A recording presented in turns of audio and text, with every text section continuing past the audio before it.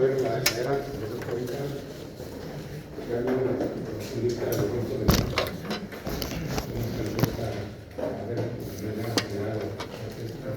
era mesozoica.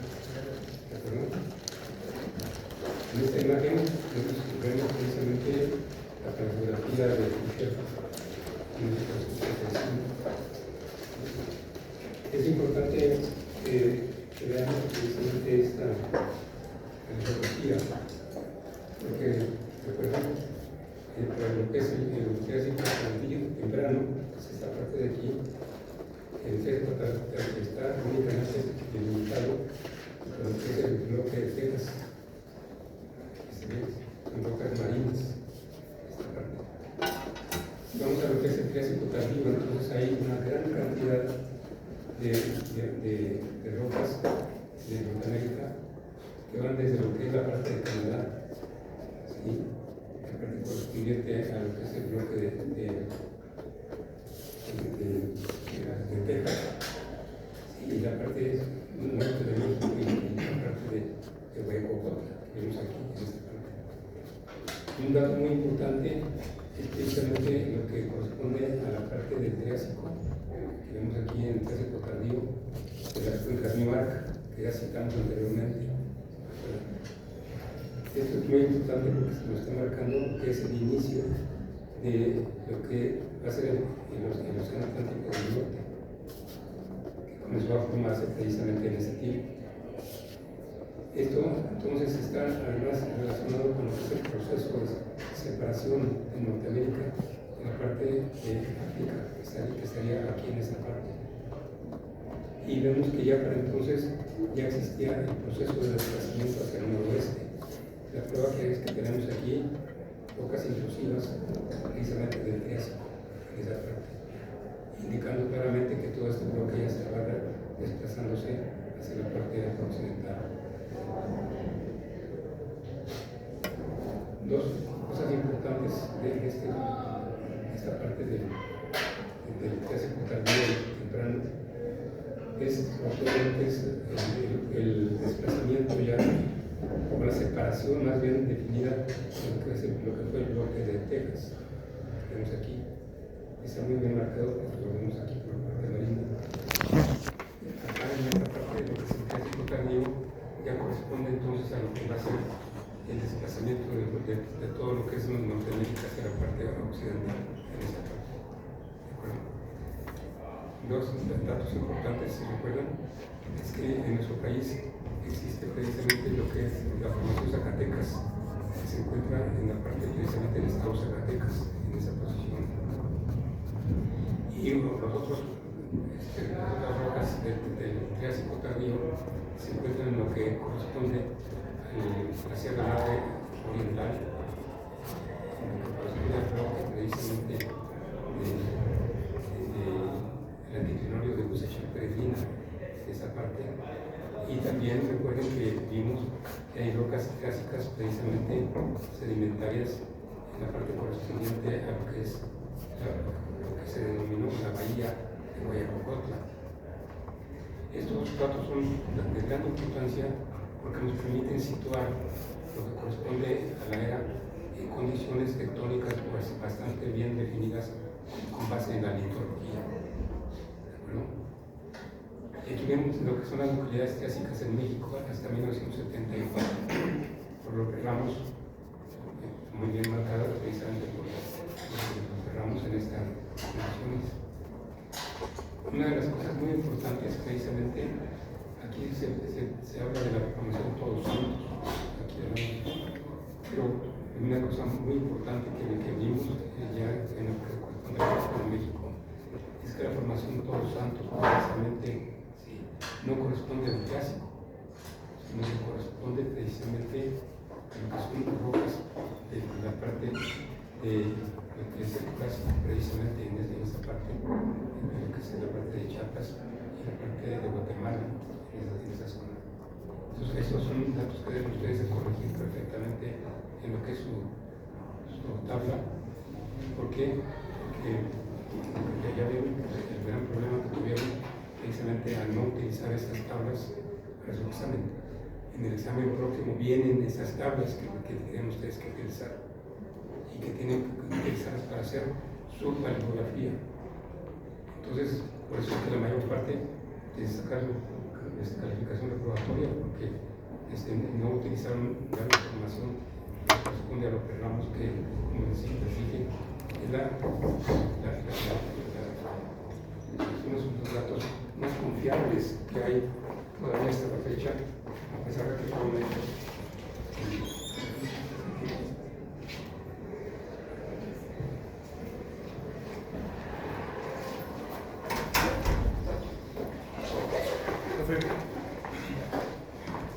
¿Y dónde dijo que era Los Santos?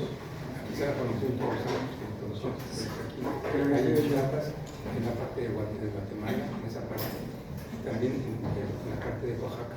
Pero dijo que no eran Triásica, ¿verdad? Eran del Jurásico. ¿Eran del Jurásico? Son del Jurásico, ¿Y cómo se dieron cuenta que eran del Jurásico? porque tienen fósiles, tienen polen. Ah, ok. Sí. Ok. Entonces eso es muy importante desde el punto de vista de lo que es la utilización de la paleografía. Entonces usted tiene que corregir en su tabla para que la tomen en cuenta. Ya hemos modificado todo esto. Sí. Los otros datos que tenemos en nuestro país corresponden a la parte de Sonora. En esa parte. Sí. En Sonora existen además rocas que son rocas sedimentarias. Corresponden al grupo Barranca, en la parte de Sonora, en la parte occidental de Sonora. Y un dato muy importante es precisamente lo que corresponde a lo que es la formación cosechada, que vemos aquí, en lo que corresponde a la parte del este de México, en lo que corresponde al anticlinal de cosecha peregrina, en esa parte. Y ojo con las capas precisamente rojas, que son precisamente la producción cosechada. ¿Por qué? Porque ya dijimos que no todos los lechos rojos son de la formación cosechada. Y esto es muy importante que ustedes lo tomen en cuenta. La formación Zacatecas es la formación marina más extensa de nuestro país. Se encuentra en lo que es precisamente el estado de Zacatecas, en esa zona. Y fue determinada precisamente por los cursos barrocos. Extensa. Los amonites, en esa parte. La reconstrucción que hizo el ingeniero Ramos, no con base, sino con falta precisamente de la tectónica de placas, fue esta distribución que vemos aquí. En realidad, estas son las zonas que actualmente tienen esas informaciones, pero no es la reconstrucción paleográfica la que corresponde a esto, que debe ¿de acuerdo? Y eso sería precisamente la distribución hecha por el ingeniero Ramos para ese tiempo. Les dije que esos datos se pueden perfectamente utilizar. Aquí están también, en lo que corresponde a la reconstrucción ya con la tectónica de placas, que es esta que vemos aquí.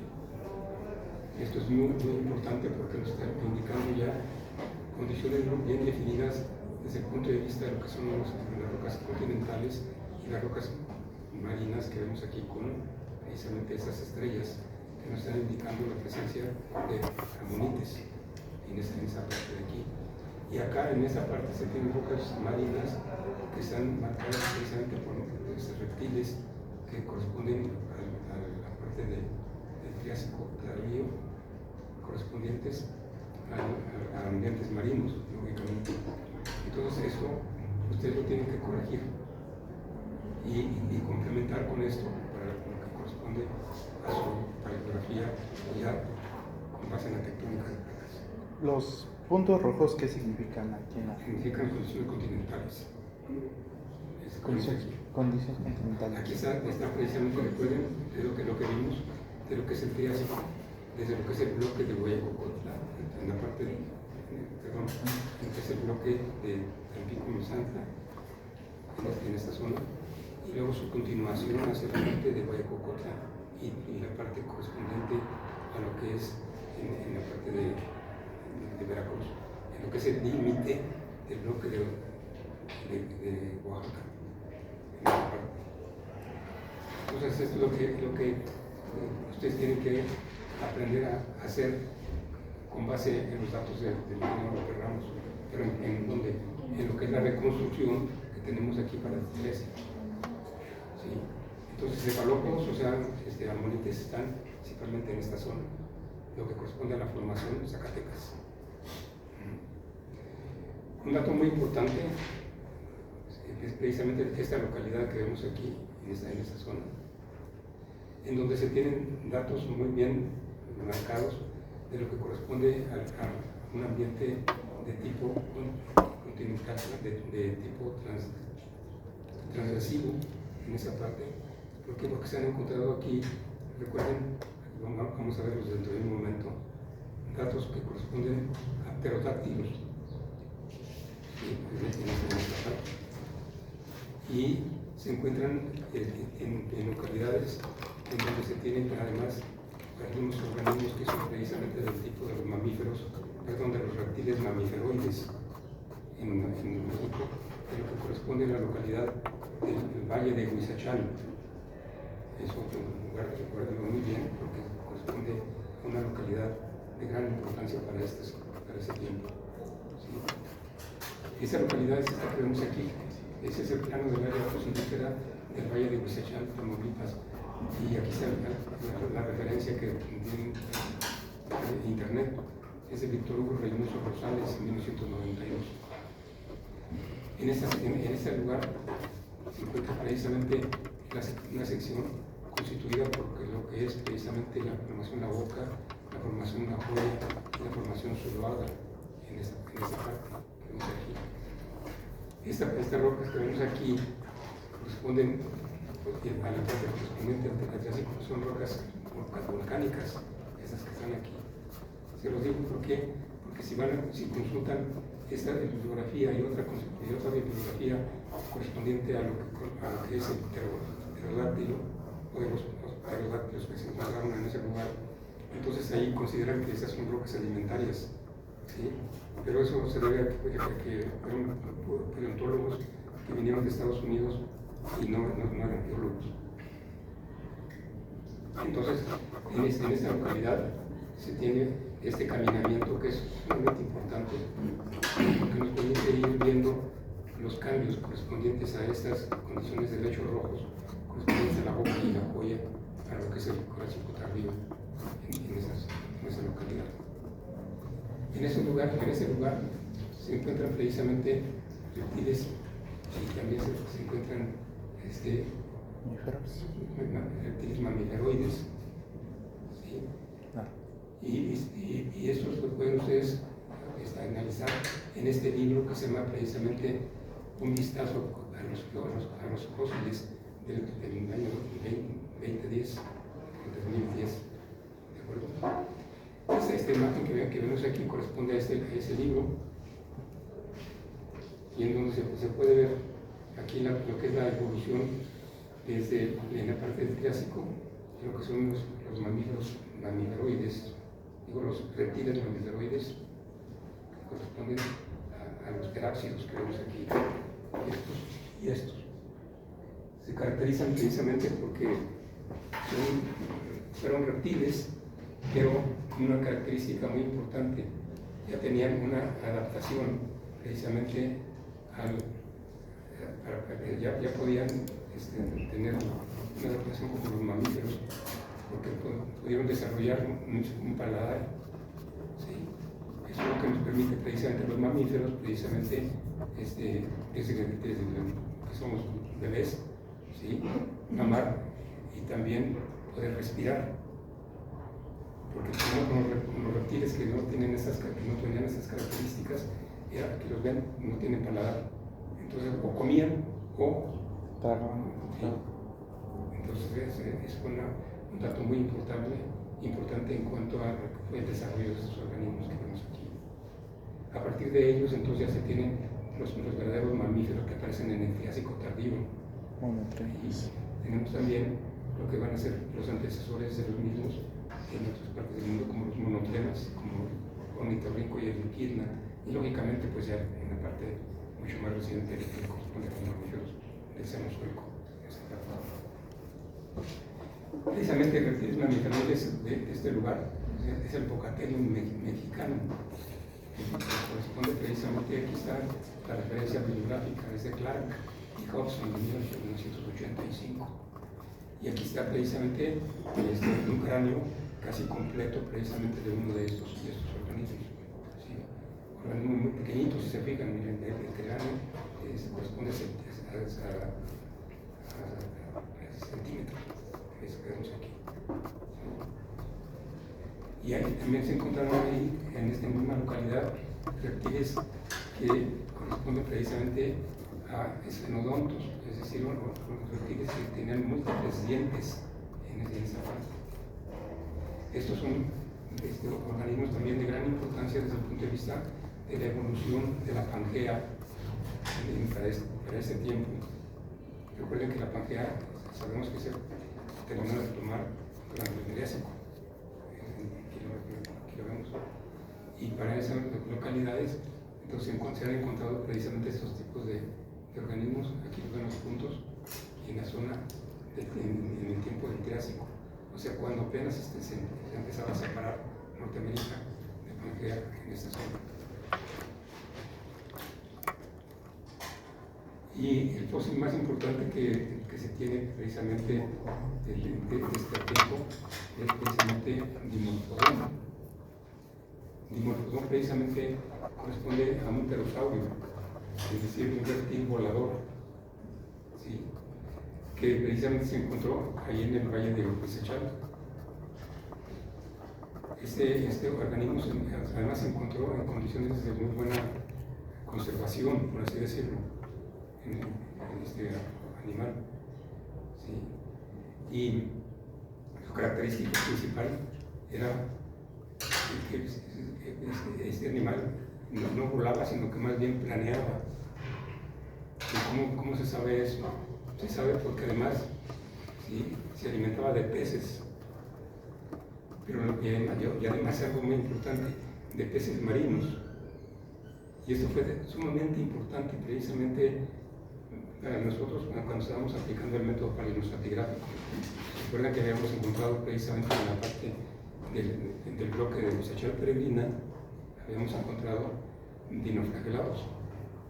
Entonces, cuando hicimos precisamente notar para petróleos mexicanos que habíamos encontrado dinoflagelados y que pensábamos que entonces era una prolongación del ambiente marino hacia el sur, pues como les decían también, se burlaron de nosotros, que cómo era posible que pudiéramos haber encontrado organismos relacionados con un mar en la parte de lo que era Huizachal peregrina. ¿Sí?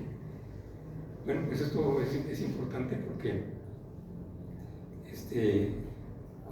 cuando se hizo el estudio de toda la parte del anticlinal de Huizachal peregrina, entonces encontramos precisamente en la muestra 359, recuerden ustedes ahí, los dinoflagelados. Entonces sabemos que los dinoflagelados aparecían precisamente en la historia arqueológica en el Triásico. ¿Sí? Y una cosa muy importante, que todos en ese tiempo, todos los dinoflagelados eran marinos. ¿De acuerdo? Entonces, cuando se encontró este Dimorphodon y fue descrito en Estados Unidos, ¿no? Creo que en Boston, no recuerdo la universidad, ¿sí? Uno de los datos más importantes fue precisamente eso, lo que correspondía a la alimentación de ellos. Se había descubierto precisamente este género acá en la parte de Inglaterra, aquí en esa parte, indicando claramente pues ese paso del mar de Tetis desde la parte oriental hacia la parte occidental que vemos aquí. Bueno, la construcción que se hizo y se encontraron datos muy importantes, por ejemplo, eso que corresponden a la conservación de las manos, aquí vienen las manos en estas partes. ¿Sí? Estos organismos entonces no volaban, como decíamos, sino que planeaban, porque no tenían esternón. Todavía, o sea, el esternón es el hueso precisamente que une las pechugas del pollo. ¿De acuerdo? Y en este caso, los pollos sí vuelan. Entonces, esto es muy importante porque nos permitió entonces tener ya la certeza de que había habido un mar que se había iniciado, si ustedes recuerdan, en lo que se corresponde a la parte del Rift de Georgia, donde se encontraba él, aquí.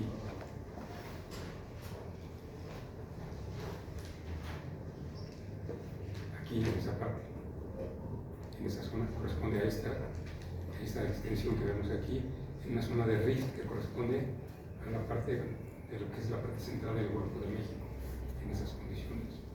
Y entonces esto nos permitió saber que efectivamente los fósiles que se habían encontrado en la bahía de Guayacocotla, por Erden y por Burkhardt, pues entonces sí eran de actividad tetiana. ¿De acuerdo? En esa localidad, precisamente, si se recuerdan, dijimos que perforó Estados Unidos varios pozos para poder buscar condiciones de almacenamiento de metano, para no contaminar la atmósfera. Y lo que encontraron fue precisamente una zona de rift que está perfectamente bien marcada en esta zona, con lechos rojos principalmente. Y corresponderían entonces a esta parte que vemos acá, pero que corresponden a las zonas de lo que es el Golfo de México, que corresponden precisamente a las rocas intrusivas, ¿se recuerdan? ¿Sí? Pero corresponden a la situación actual, de tal manera que el batolito más grande que se formó durante la unión de Antártida y la parte de Gondwana fue precisamente lo que es el batolito de Yucatán. Este vemos aquí.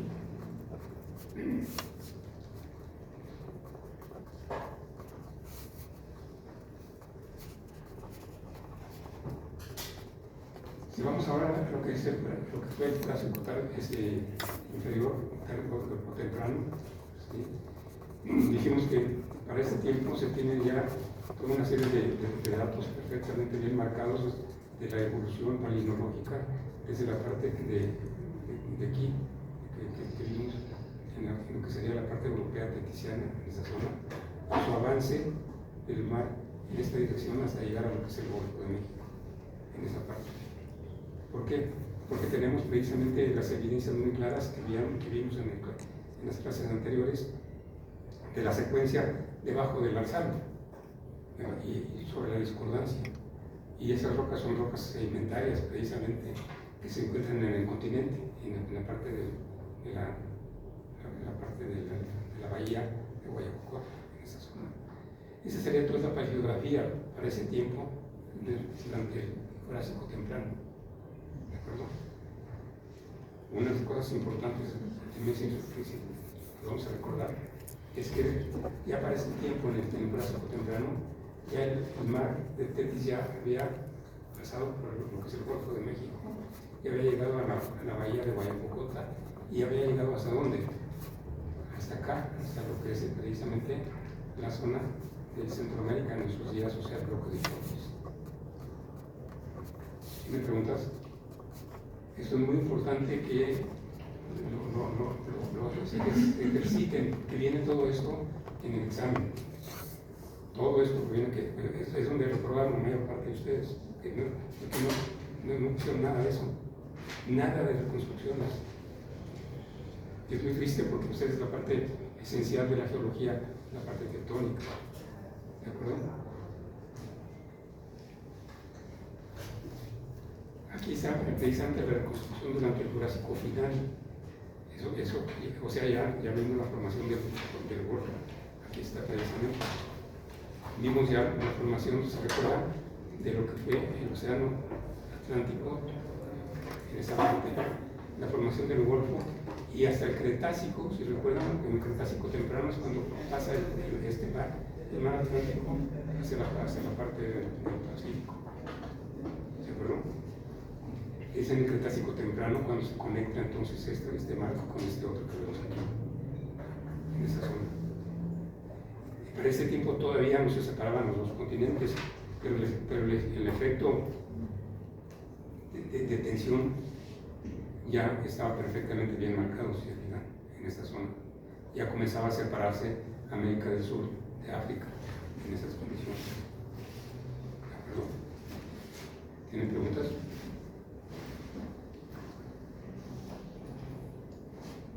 Vemos aquí pues este proceso evolutivo, aquí corresponde, según estos autores, al Jurásico tardío, pero no, porque precisamente esta conexión, como cité, corresponde a lo que es el Cretácico temprano.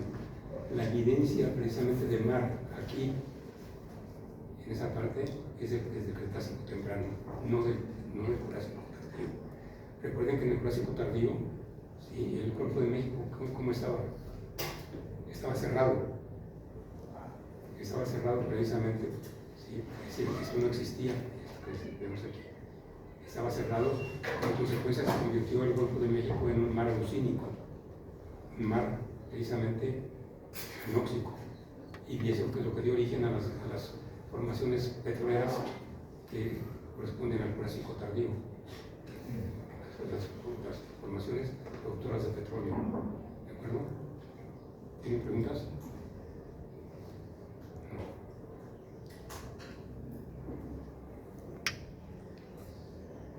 Aquí estaría entonces lo que corresponde a la parte del origen del océano Atlántico, la parte media del océano Atlántico. ¿Por qué? Porque dijimos que primero se formó el océano Atlántico medio, luego se formó el océano Atlántico del sur y finalmente el océano Atlántico del norte.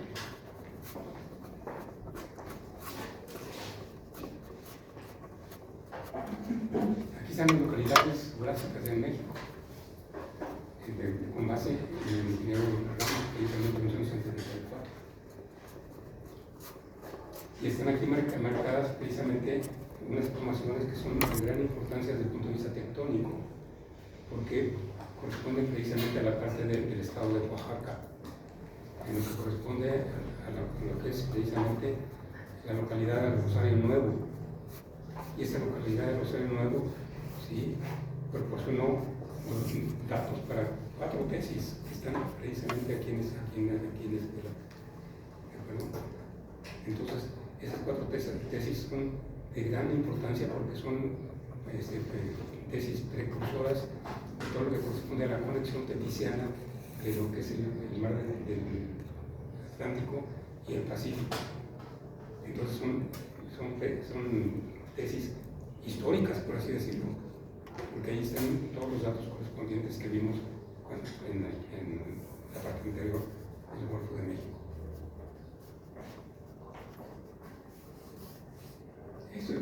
Eso corresponde precisamente al estado de Oaxaca. Si se fijan, es un estado que tiene una gran cantidad de rocas jurásicas.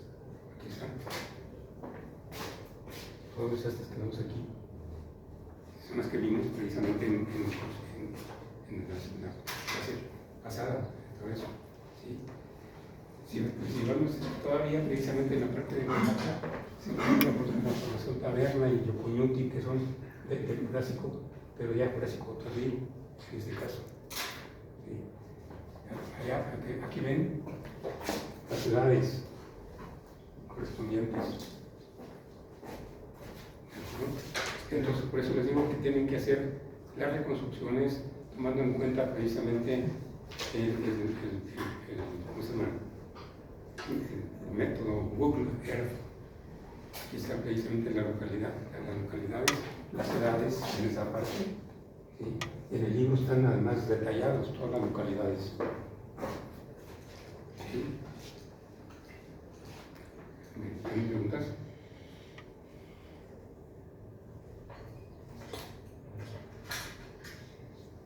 Si se fijan, hay una gran extensión en el Jurásico, en el México, ya en comparación con el Jurásico, pues hay muchísimas localidades más, pero están relacionadas estas con lo que es el origen del Golfo de México, todas estas que estamos viendo aquí. Si vemos la reconstrucción de Norteamérica para este tiempo desde el punto de vista de los fenómenos tectónicos más importantes, y se fijan, en este caso tenemos precisamente casi las mismas localidades triásicas que vimos anteriormente. ¿Por qué desaparecen algunas de todas estas localidades triásicas? Porque recuerden que ya para ese tiempo se tiene desplazamiento del bloque de Texas. ¿Sí? Y el bloque de Texas entonces lo que hizo fue mover todo el continente hacia la parte occidental. Y desaparecen entonces muchas de las localidades que están aquí en la parte del bloque de Texas, en la parte del norte, y aquí en la parte del norte de México. Entonces tienen que hacer las reconstrucciones. Aquí está precisamente la reconstrucción del Jurásico temprano, bastante bien localizada. ¿Sí? El único error que precisamente considerar, precisamente que aquí en esa parte de lo que es la península de Yucatán, debajo de las calizas cretásicas, consideraron que había rocas jurásicas y no existen, sino que precisamente las calizas están sobre precisamente lo que corresponde precisamente a la formación Todos Santos en esta parte. Entonces ven, estos son datos que son de gran importancia y son los que vienen también en el examen y son los que no respondieron en el examen anterior.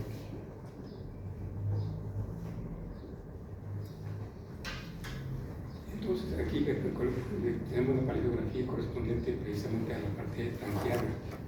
Recuerden que la parte tangiana corresponde a lo que es la base de lo que es el Jurásico. El Jurásico se divide en el tangiano, cinemuriano, lienzbaquiano, ¿sí? y después viene lo que es el Jurásico medio. Hay una cosa muy importante, si se fijan, esto corresponde a Hindley, un especialista precisamente de Estados Unidos, de Houston, de amonites. En 1980, él daba por hecho que había una conexión en el Golfo, desde el Golfo hasta la parte del Pacífico. ¿Sí? Entonces, esos mismos datos fueron utilizados previamente por Herber y por Burkhardt. Pero ya empezaban a aparecer entonces una buena cantidad de amonites de afinidad tetiziana, sobre todo en las colecciones de la universidad que fueron hechas con los datos de Burkhardt y de Herber. Pero ven, ya para entonces ya Hindley ya estaba suponiendo la unión del Golfo con la parte del Pacífico. Y aquí vamos a la parte cinemuriana.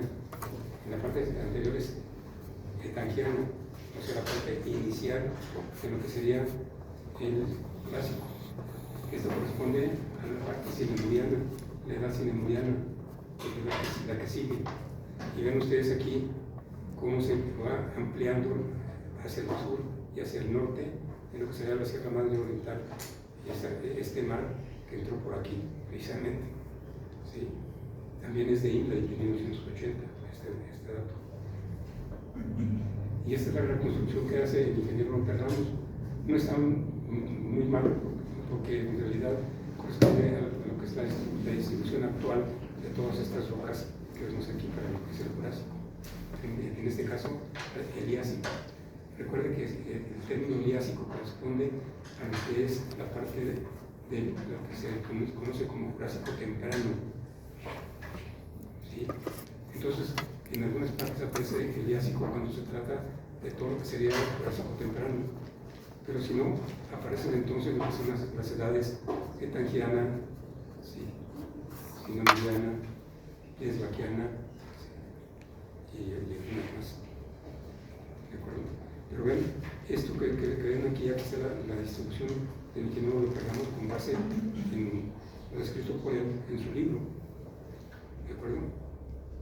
Entonces, hagan el esfuerzo por leer todo esto que estamos viendo aquí, porque después eso viene en el examen. ¿De acuerdo? Entonces, con base en esa distribución, aquí lo ven, aquí tendríamos una conexión con lo que sería la parte del Pacífico. Pero, en realidad, la unión fue por aquí, porque es la parte de Acapulco, en esa parte, en esa zona.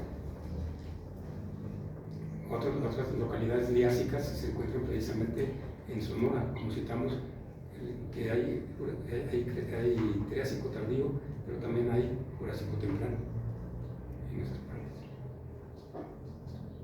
Y si vamos a la parte pleistoceno, entonces tenemos lo mismo para el INPE, la misma conexión y su influencia en la parte occidental de lo que serían los mares del Triásico en esas condiciones. Y esa es la reconstrucción para lo que sería el tiempo sinemuriano y pleistoceno. ¿De acuerdo? Recuerden que precisamente una de las cosas muy importantes que hicieron los paleontólogos que vinieron a México a ver las colecciones de Imlay, de Burkhardt y también de Erben, fue precisamente determinar la afinidad teticiana de esos amonites. ¿Qué encontraron? ¿Se recuerdan?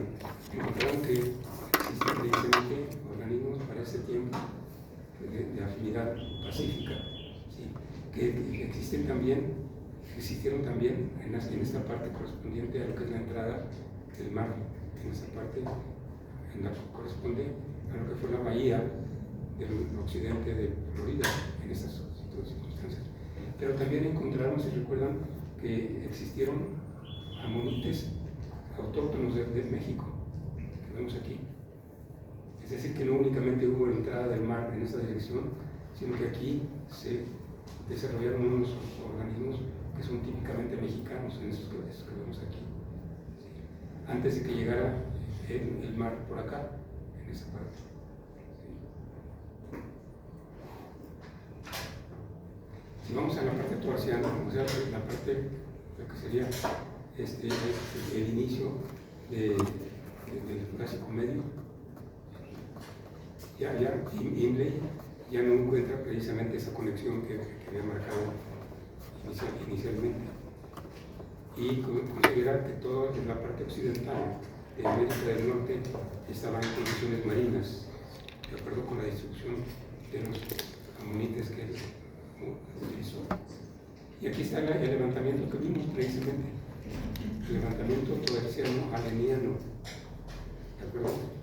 Y esto es lo que es de gran importancia desde el punto de vista de la paleontología mesozoica de México. ¿Por qué? Porque precisamente por primera vez se tiene la relación con lo que sería una triple unión, que vemos aquí marcada en esta parte que es de edad triásica.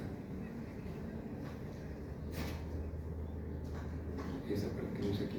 Aquí sería la rama del centro de México, lo que sería la rama de Nápoles, y esta que corresponde precisamente a la parte de Texas en esta dirección. Y vemos aquí cómo durante precisamente este tiempo, el inicio de lo que sería la parte del Jurásico medio hasta la edad aleniana que sigue, se tuvo la entrada del Océano Atlántico del norte, cuando se fue formando la bahía de la parte occidental de Florida, que vemos aquí en color azul, originada por el desplazamiento, si se acuerdan, del bloque de Guayacocotla y del bloque de Tlaxiaco y también de América del Sur. Todos estos tres bloques se fueron desplazando hacia la parte occidental. Y ya explicamos por qué se llevó a cabo este proceso. Esto se debió a que precisamente se cambian las condiciones tensionales para lo que es el Océano Atlántico, porque ya para este tiempo entonces la tensión era hacia el sur-oeste, mientras que el Triásico fue precisamente hacia la parte del noroeste. Y esto fue de gran importancia porque entonces esto originó una zona de compresión de gran magnitud, que comienza desde aquí y termina acá, en el correspondiente a lo que es el bloque de Ocotla, esta zona. Toda esa zona se levantó y ya vimos que existen evidencias muy claras de ese levantamiento. ¿Por qué? Porque desde el punto de vista de la palinología aparecen toda una serie de localidades con granos de polen de coníferas. Y eso, pues, recuerden que esas plantas se encuentran aún en nuestros días en altitudes grandes de los continentes, en esa parte. Otro dato muy importante fue precisamente la presencia de lo que corresponde a sedimentos originados principalmente por cuarzo metamórfico. Y el cuarzo metamórfico proviene de rocas metamórficas de lo que es el basamento de Norteamérica. Eso nos está mostrando que este levantamiento no fue de unos cuantos metros, sino fue posiblemente de más de 2000 metros, porque el piso oceánico se levantó. Actualmente este piso oceánico se encuentra a 10.000 metros de profundidad, a 10 kilómetros. ¿De acuerdo? Entonces eso les da a ustedes una idea de la magnitud de este levantamiento correspondiente a la ciudad estorciense alenense. En la clase pasada vimos precisamente las consecuencias no únicamente para México, sino también para toda la Europa. ¿Se recuerdan? ¿Sí? Entonces, esto es sumamente importante desde el punto de vista de la relación de diferentes tipos de evidencias que muestran que toda esta zona se levantó y que después se volvió a hundir. ¿Por qué? Porque entonces, si recuerdan, sobre esa discordancia que se generó en toda esa zona, se tiene la sal, pero la sal ya de la última etapa de la formación de lo que es el Golfo de México. ¿Tienen preguntas? ¿Puede explicar de nuevo el proceso de hundimiento? ¿Explicar qué? El proceso de hundimiento después de que se levantó. Sí. ¿Podría explicar eso?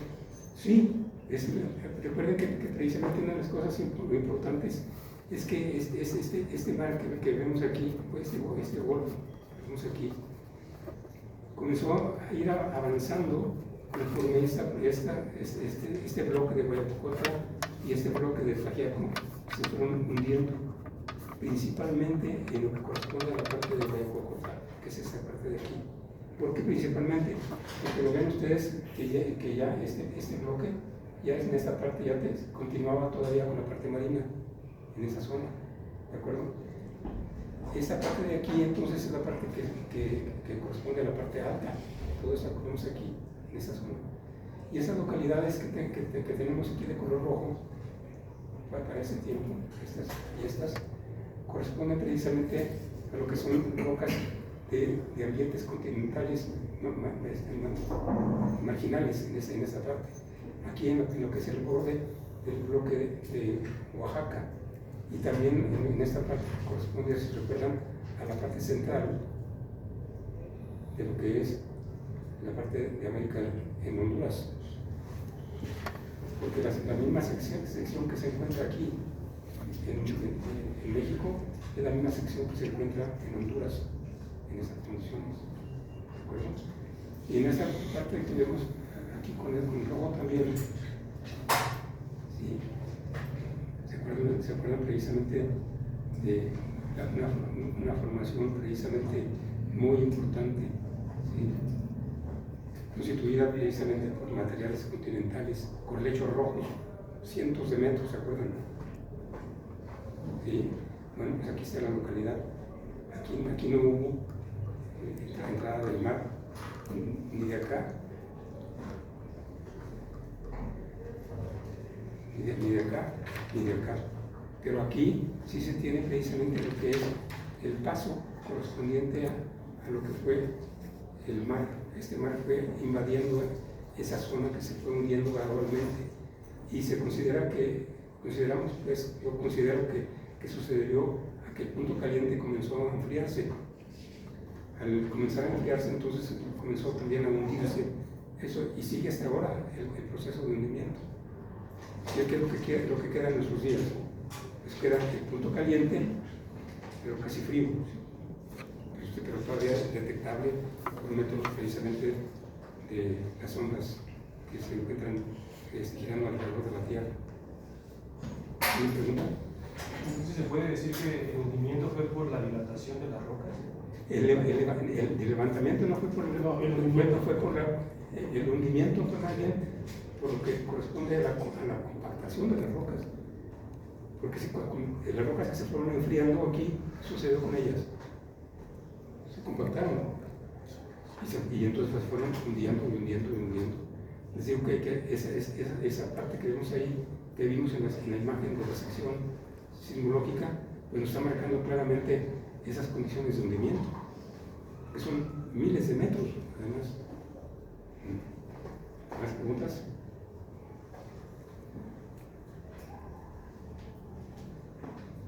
Durante ese tiempo, además, los datos palinológicos y estratigráficos nos muestran que precisamente la parte del Golfo de México que vemos aquí, que se encontraba sobre el Ecuador.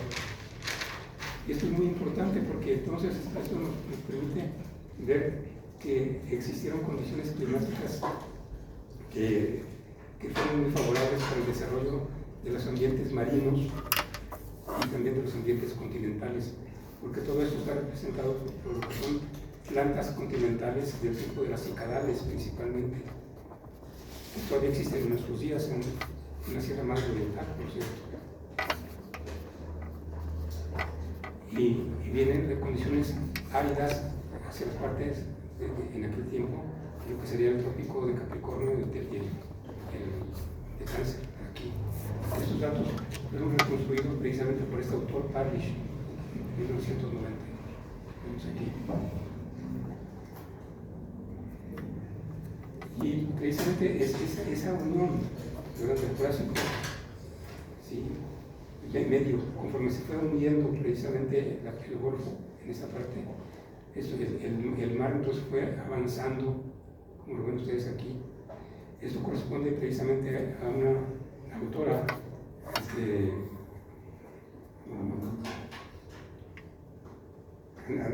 una autora precisamente de Argentina, de 1992, ¿sí?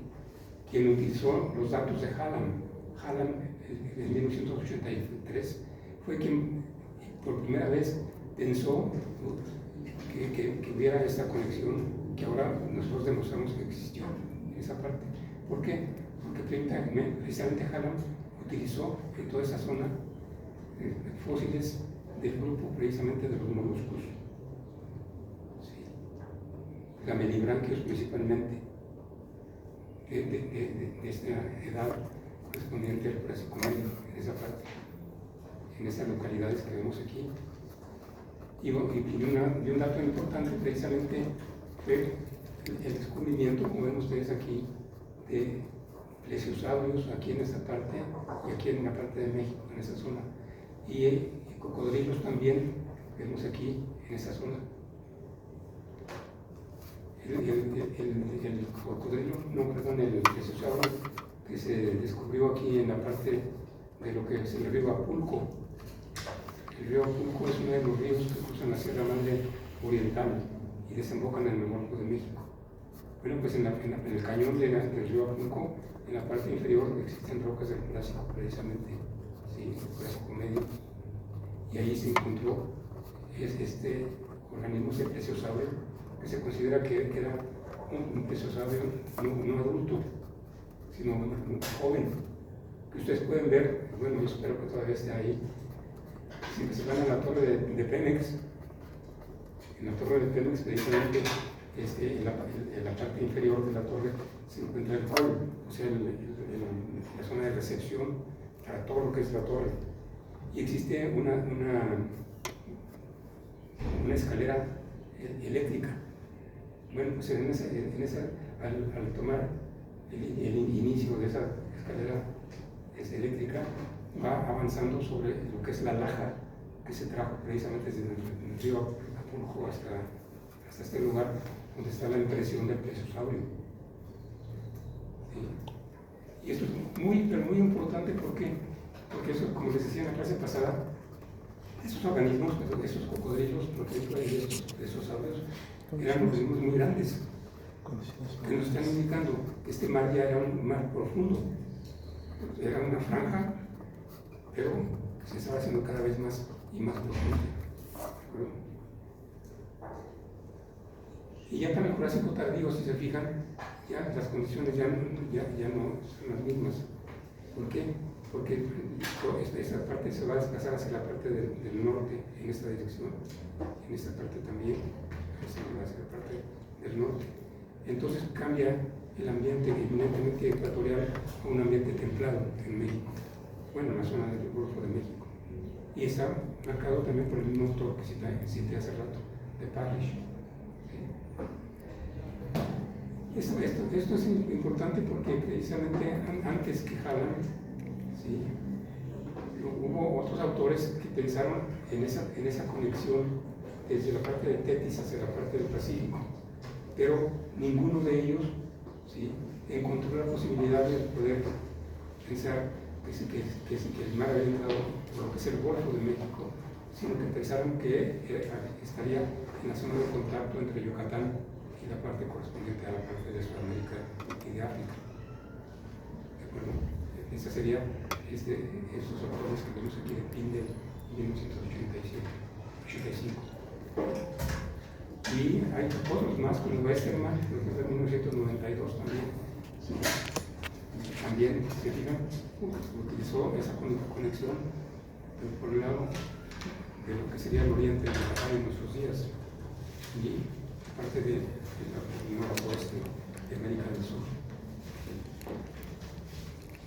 Aquí ven precisamente voto en 1985, también con base en organismos fósiles macroscópicos, ¿sí?, encontró que posiblemente se encontrara esta conexión en lo que habíamos nosotros propuesto como la parte de la fosa de Guayabocotla, que vemos aquí, en esa parte.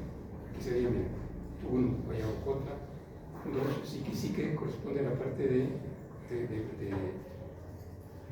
Colombia, en esa parte, y eso corresponde también a la parte de Colombia, eso que vemos aquí, esas localidades. ¿Por qué? Porque encontró precisamente fósiles, no ammonites, sino fósiles del tipo de los moluscos también en esas condiciones.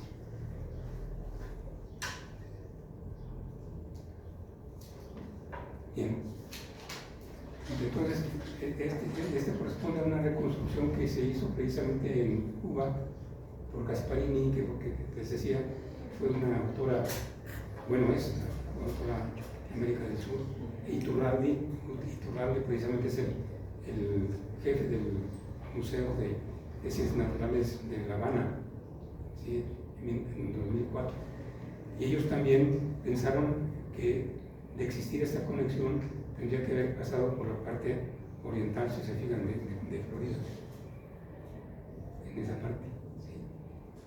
Y para poder explicar la existencia del Golfo de México, en ese tiempo entonces tuvieron que poner una entrada del sur hacia el norte, en esa parte. Aunque ya consideraban que estarían en condiciones móviles, lo que es la parte correspondiente al bloque de Chortis que vemos aquí esquematizado.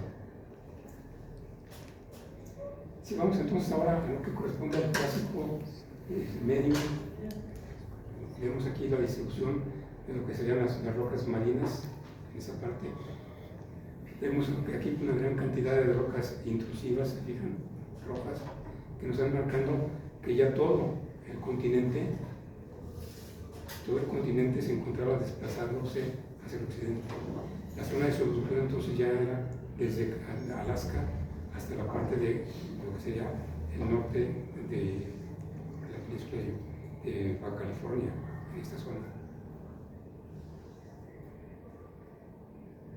E ya para ese tiempo también, si se fijan, más o menos encuentra la misma distribución. ¿Sí? Y en la parte correspondiente a la parte del Golfo, entonces Lindley considera que es cuando comienza el proceso de tensión que va a dar origen al desplazamiento del bloque de Texas hacia el occidente y la generación del piso oceánico que tiene el Golfo de México. El piso oceánico comienza en la edad oceánica, precisamente. Y aquí está la cartografía del bajo oceano. Ven ustedes en dónde iría más o menos ya el mar avanzando sobre esa zona de hundimiento. Y este también, este mar de aquí, va a llegar a juntarse con el que viene de acá. ¿Cómo se sabe?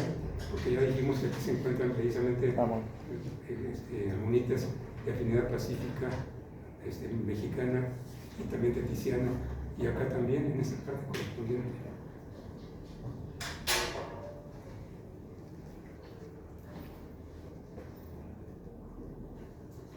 En esa parte. Si vamos a la edad patoniana, si estaríamos en el Jurásico Medio todavía, si se fijan, se tendría todavía esta conexión con el Imple. Y de acuerdo con el ingeniero López Ramos, tendríamos esta parte que vemos aquí. Pero si utilizamos la tectónica de placas, ¿sí? Entonces tendríamos precisamente ya la conexión entre lo que es el Golfo de México, en su etapa inicial, con la parte correspondiente a lo que será la zona de Guerrero y de Oaxaca, en esa parte de aquí. Ya para ese tiempo, si se fijan, ya se había formado el piso oceánico del Golfo. ¿Por qué? Porque precisamente cuando se empezó a formar el piso oceánico, por la separación del bloque de Texas hacia la parte noroccidental, la sal que se depositó arriba, ¿sí?, de la discordancia, se divide en dos partes, que es esta parte y esta parte que vemos aquí. Entonces, aquí es donde se tiene el piso oceánico. Y aquí, en estas condiciones, se puede ver ya lo que es la influencia de este proceso, desde el Triásico hasta el Jurásico tardío. Nos referimos a lo que son la presencia de chopocoteras, es decir, las manifestaciones de petróleo, aquí, estas que vemos aquí, en lo que sería la parte continental. Todo eso está relacionado con lo que es la estructura del Golfo de México. Y vemos aquí las chapopoteras con color amarillo, que corresponden precisamente a las erupciones chapopoteras en el piso oceánico. ¿Sí? Porque en el piso oceánico han pedido precisamente permiso al gobierno mexicano, algunas compañías y universidades de Texas, por ejemplo, para hacer estudios sobre el piso oceánico, para ver las manifestaciones de petróleo y gas en esos lugares. Pues estas localidades son precisamente las localidades que permiten, ¿sí?, justificar el proceso de separación del bloque de Texas, la formación del piso oceánico, ¿sí?, y lo que son las zonas de conducto, por así decirlo, de los diferentes zonas de hundimiento que vimos hace un momento.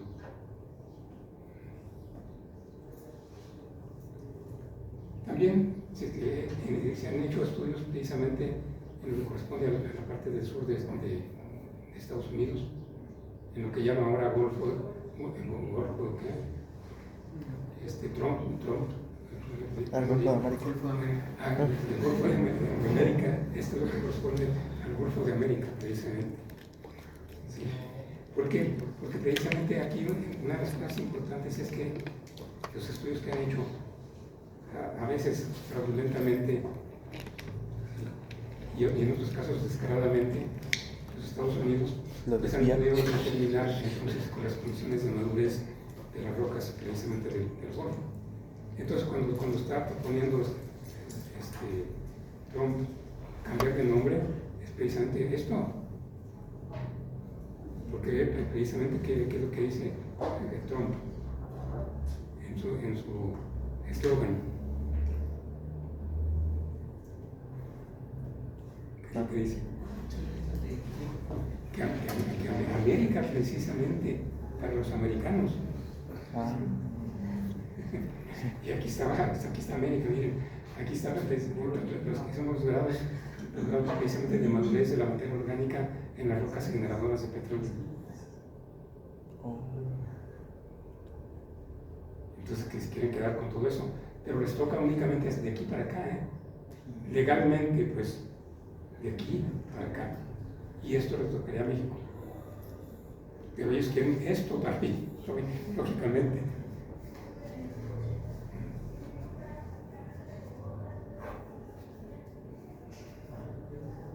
Bueno, entonces aquí están los amonites de afinidad atlántica y pacífica en el corredor hispánico, o sea, el corredor que viene desde la parte de Estados Unidos, de Canadá, hasta el Golfo de México y pasa hacia la parte del Pacífico. Ven que sí, precisamente toda una serie de rocas que corresponden precisamente a yacimientos paleontológicos de fósiles que son principalmente amonites en esa parte. Endémicos hay 32% que corresponden a México, pero también si vemos de afinidad mediterránea, o sea, tenemos el 32% en lo que sería el océano medio, y para el peruviano y matoniano tendríamos el 21% en esa parte. Y esto es pues, importante porque nos permite pues, ver que sí hubo esa conexión desde un lado hasta el otro del continente. Eso corresponde entonces a lo que sería la parte matoniana, camboyana. Aquí está el hundimiento para ese tiempo de esa zona.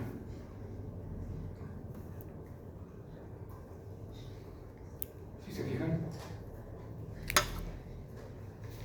en el océano Atlántico iría en esas condiciones, pasaría ahora ya a un lado de lo que sería el punto caliente, que estaría aquí, en esa parte, y se comunicaría una parte hacia dónde, hacia el Pacífico, y otra parte hacia dónde, hacia el sur. ¿Dónde? Aquí donde está precisamente la zona que se hundió, donde están los yacimientos petroleros de México, esa parte, que son las cuencas del sureste, en esa parte. Entonces esto es ya la parte del inicio de lo que sería el Jurásico tardío. Sí. ¿Qué hora está en cada cine? 175. 275. Ok. Vamos a dejar eso aquí si quieren y terminamos en la próxima clase lo que sería toda la parte del Mesozoico. Pero ya aquí estaríamos ya entrando a lo que sería la tercera parte, que serían las rocas en el peruviano, que tienen precisamente las rocas geopolíticas y que están aquí marcadas precisamente por este pasar caloriano en esa parte.